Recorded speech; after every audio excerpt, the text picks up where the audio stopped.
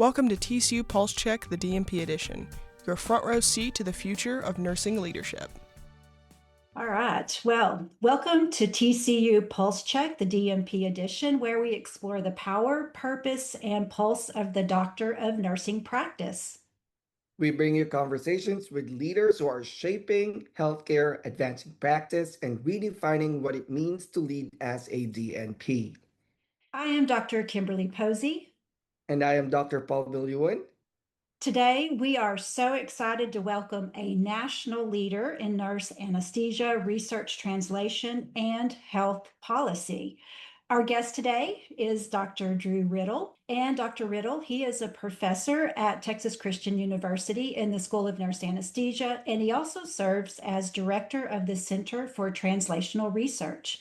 He is a practicing CRNA and has held numerous leadership roles, including serving as president of the American Association of Nurse Anesthesiology.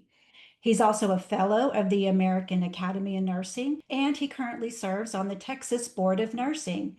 Dr. Riddle, welcome to the podcast. Yeah, thanks for inviting me to be here. It's a pleasure. Good morning, Dr. Riddle. And today, Dr. Dru, many of our listeners, can I call you Dru? Absolutely, please do. Thank you. Dru, many of our listeners are DNP students or aspiring nurse leaders. Can you tell us a little about your journey into nurse anesthesia and what led you towards leadership and research?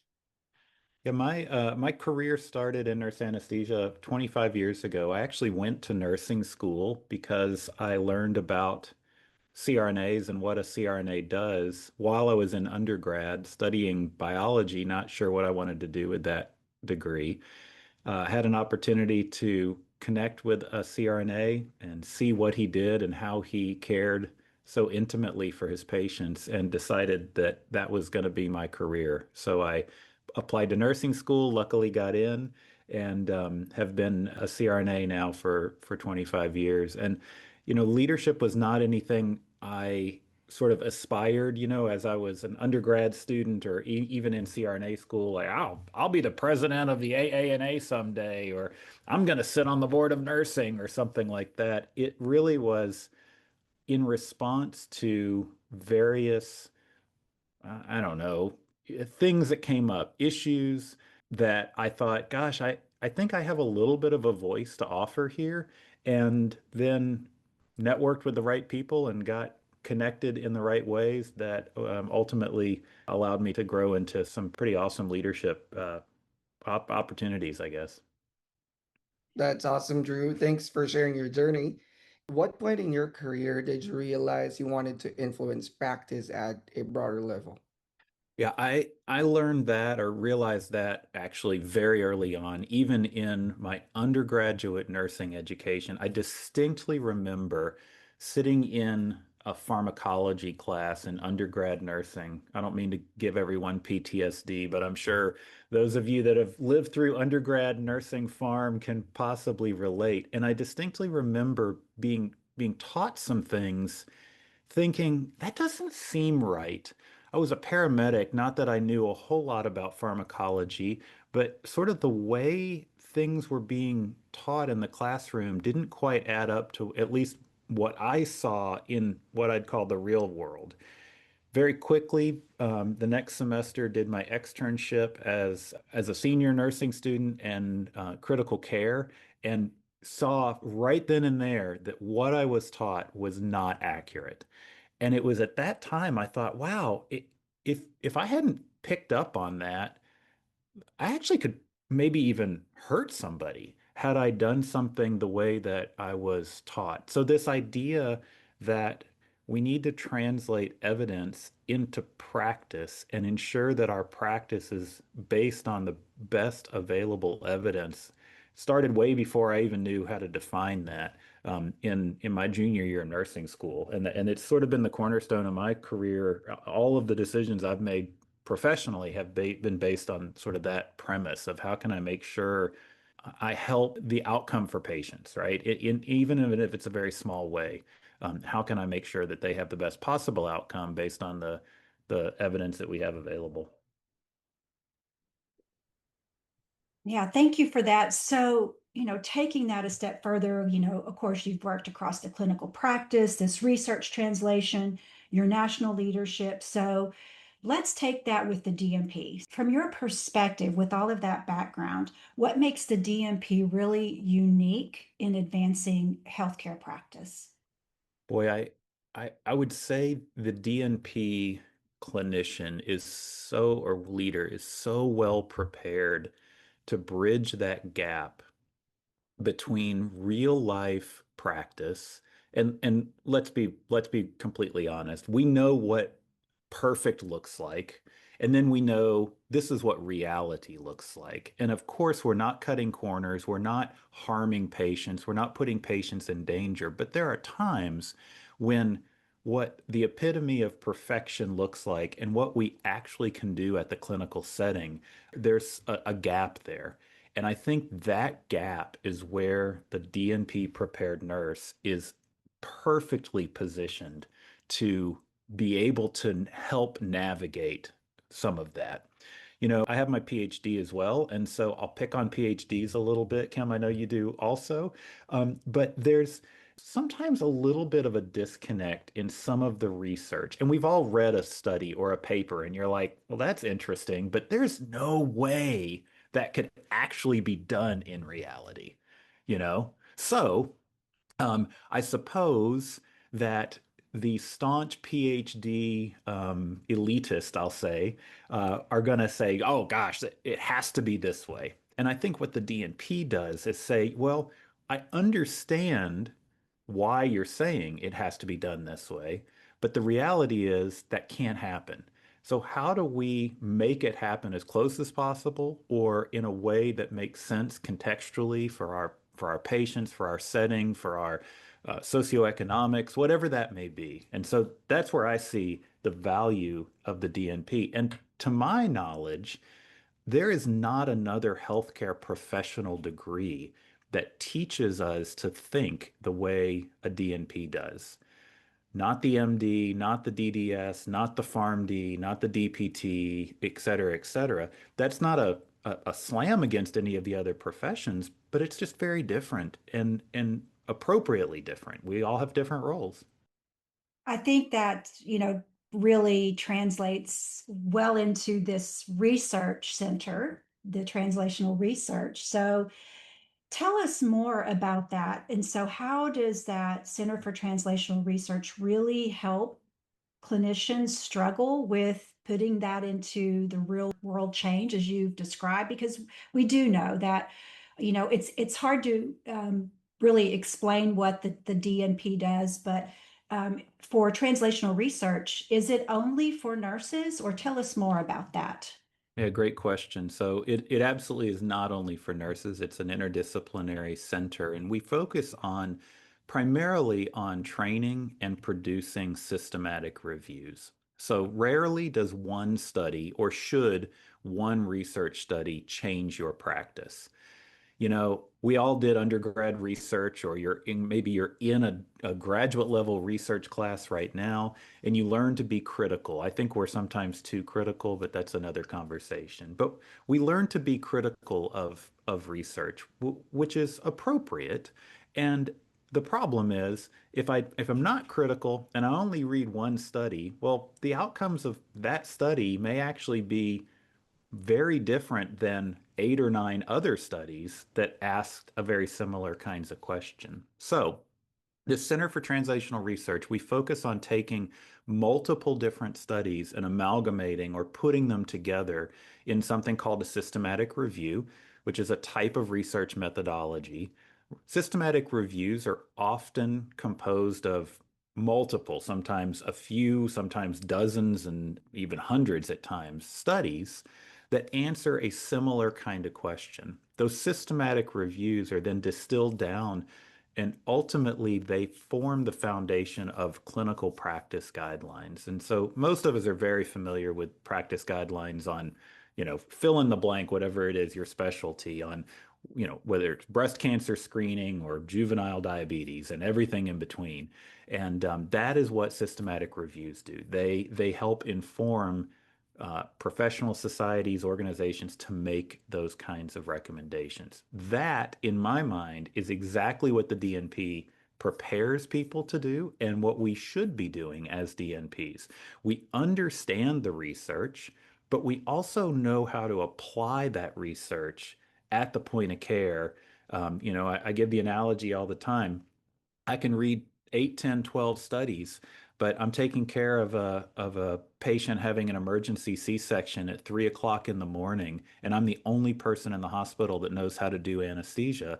I need practical, implementable interventions that I can use to help take care of this patient because that's going to make a difference in that patient's outcome. And that's what that translating research, the impetus of our center is that exact thing.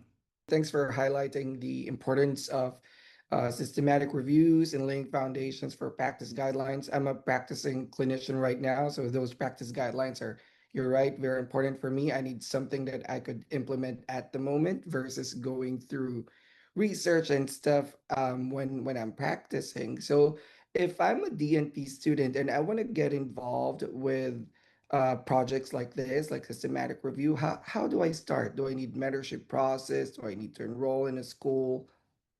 Yes, so at TCU, if you're in the program here, luckily we have the center right here on campus, so you can get in touch with me or some of the other folks that do this kind of work within the center. Systematic reviews are very different than a literature review. Many of us, all of us, have written some sort of literature review. You do a search for some evidence, you pull 5 or 6 or 7 studies, you sort of summarize those studies and come up with with some sort of conclusion. Systematic reviews are highly, highly rigorous, super methodologically difficult, quite frankly, to do. They're always done as a team, and usually that team is 6, 7, 8. I'm involved in one right now. There's 12 of us that are all each bringing a different thing, if you will, to the table as to how we contribute to the review. So if you're a DNP student and you're interested in this idea, I would get in touch with your faculty in your program to find out if your faculty already have that expertise and are in the process of doing that. If they're not, then reach out to us at our center. We often have systematic reviews that are ongoing or maybe in the inception phase, but the trigger hasn't been pulled yet, to see if we can get you plugged in. Don't try it by yourself. You do need mentorship. And I think that mentorship comes from practicing clinicians, from researchers, from epidemiologists, statisticians. There's lots and lots of really good folks that are involved in these things. I think the most important thing there is don't try to attempt it yourself, because systematic review is a high level research that we do as DNPs. But Dr. Kim? Yeah, thank you. So, yeah, I agree. And I think there are some classes for some people too, right, that can take on systematic reviews if they're willing and wanting to learn more. Is that Absolutely. correct? Yeah, there are. We offer them here at TCU, and there are multiple centers throughout the U.S. Geographically, there may be something closer to where you are. JBI, which is used to be called the Joanna Briggs Institute, but now JBI probably has the best systematic review training, in my opinion. We are affiliated with JBI and the Cochrane collaboration here at TCU. I think quite frankly, JBI's training is far better. There's lots of different JBI centers in the US, and you can just kind of Google JBI systematic review training and find out, if there's a course coming up, in your area. A lot of them are done online. Some of them are hybrid.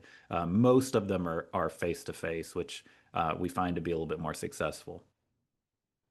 Thanks for sharing that. So hopefully some of our listeners will look more into and dive into that a little bit more. There's other amazing leadership roles that you've had. Can you talk to us about what you do on the board of nursing and how that is also influencing your healthcare policy? Yeah, so I was appointed in 2003. In the state of Texas, members of the Board of Nursing are appointed by the governor. So I applied and went through the vetting process through the governor's appointment team and ultimately received an appointment and confirmation by Governor Abbott. And then we have to be confirmed by the Texas Senate. And so the state Senate has to confirm gubernatorial appointees to the Board of Nursing. All that to say, I represent advanced practice nursing. I'm one of 2 nurses on the Board of Nursing that represent APRN practice. What that means is if an issue related to advanced practice nursing comes before the board, myself and my colleague who happens to be our board president, Kathy Shipp, who is a family nurse practitioner, we tend to be the ones that weigh in on those issues because that's our area of expertise.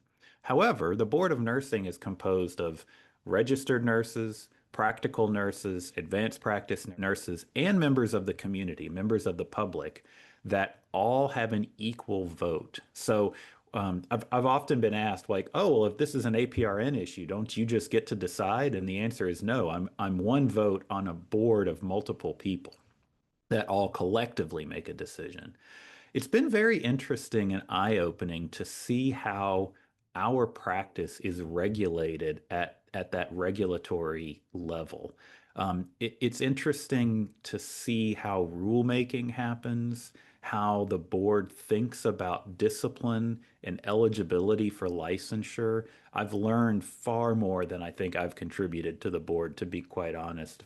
The other thing that I've taken away from the Board of Nursing experience is how absolutely amazing the Board of Nursing staff, the people that work full-time for the Board of Nursing, whether they're other nurses, licensing professionals, investigative professionals, attorneys. These folks, many of whom are not nurses, care deeply, deeply about nursing and the health of folks in Texas. So it's been very interesting and eye-opening to sort of see how it all unfolds behind the scenes a little bit. So for our like DNP students or other DNP listeners out there, how can they get involved in policy? Or, how do they take that step? Because it seems so, difficult, scary, right? And how do you break that down where you can start to get involved? It does seem sort of overwhelming. And honestly, it to me, sometimes it feels defeating in the sense of like, I'd like for this thing to change, but in order for this thing to change, we need a whole bunch of people to vote in a certain way, and those people aren't voting in this way. And so it almost is like, well, I'll just sort of give up. And so what I say, and the way I began my sort of health policy advocacy was quite frankly at the very local level. And what I mean by that is the operating room in which I practice anesthesia in the hospital where I work. And how can I make incremental, policy level kinds of changes simply around things like clinical care? I'm an expert in that, at least I think I am, and maybe a bit of a voice within my own department. And so that then grows into, well, maybe that becomes a facility level kind of thing. And if you work for a health system, maybe that's multiple facilities, or it gets adopted by a local, regional, even national organization. All of that cannot happen without other people. So my advice, I have our CRNA students come in a lot and talk about, well, how can I get involved and what should I do? The number one piece of advice I was given years ago and I would give to them is grow your network. Begin to talk to people within and outside of your area of expertise. Don't surround yourself by a bunch of people that think and do exactly what you do.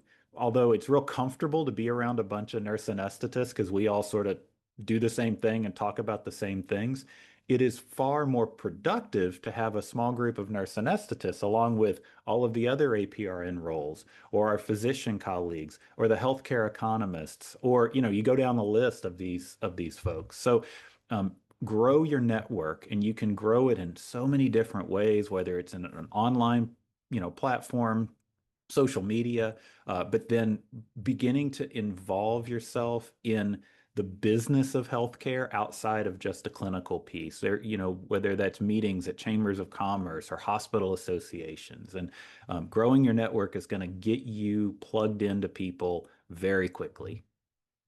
Thank you for highlighting the power of networking and collaboration, which is really important nowadays, especially with social media. It's so easy to network. Dr. Dru, many of our listeners are current DNP students or early career leaders. What advice would you give them as they prepare to lead in today's healthcare environment? Be adaptable. Any of us in the healthcare space knows the rapid pace of change, whether that's because of reimbursement, because of practice changes, because of the opening and closing of a facility, a merger, an acquisition. I mean, you can go on and on and on about the why it's happening, but we have to adapt. We have to be able to adapt to that changing environment.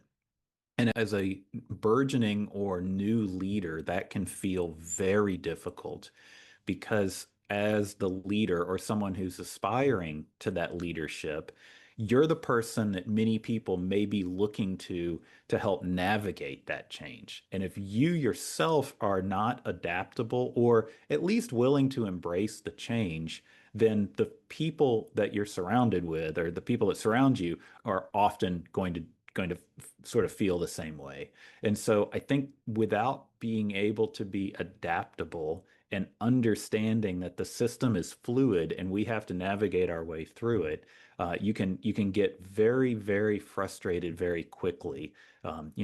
We set up this thing and we rolled it out and everything was ready to go, and then they changed something. I don't know who they are, but they do a lot of bad things in healthcare, right? They changed something, and now all this work is for naught. Well, let's reframe that a little bit. We did this work. We can't implement it this way, but it doesn't mean that the idea, the knowledge is not, it doesn't go away. How do we adapt what we did or adapt what we're thinking to fit this new paradigm of whatever the proverbial they said is going to happen? Thank you for that. Yes, adaptability, that is extremely important. And so all of these skills with translational research, adaptability, how to get into policy, networking, those are all super awesome tips for our aspiring DNP leaders. But if we take out a broader look, let's go out, let's say over the next decade. So, what do you think is the biggest opportunity for nursing leadership if you have your crystal ball? I think we're going to see nursing leaders in non-traditional leadership roles in the next decade or so. And what I mean by that is often in nursing, we think nursing leadership, maybe that's the nurse manager or a supervisor or a nursing director or a chief nursing officer, all of which require someone with a nursing license to do. The hospital CEO does not uniquely require someone with a nursing license. The director of CMS, the director of FDA, the director of the CDC, the individual running your state health department or your local public health outreach community center doesn't necessarily require someone to be a nurse. However, I think in particular, DNP prepared nurses are so well equipped to be in those roles. I think in nursing, if I think about my career, when I was working in the ICU as a nurse, and then for the last, number of years as a CRNA, I think arguably nursing touches more of patient care than any other discipline, any other profession. We are with that person nonstop from the moment they enter the healthcare world until they leave the healthcare world. And I think as DNP prepared nurses, we know that nursing care piece so well. Now we're armed with all of this information on understanding and appraising and applying research and best practices. That's someone who can run a Fortune 500 company who happens to be coming from that nursing lens. So I would encourage you all to think beyond the traditional leadership roles that are designated for nurses. Use your nursing training and experience to go completely outside of that traditional. Maybe it's not even in healthcare, right? Maybe it's in the insurance space or biotech, or not related directly to a hospital or a clinic or an outpatient setting. So that's where I see it within the next 10 years. I don't think you can talk about 10 years and not talk about AI. I don't know how AI is going to or not going to play into this whole thing. It's not going to replace bedside critical care, bedside critical thinking.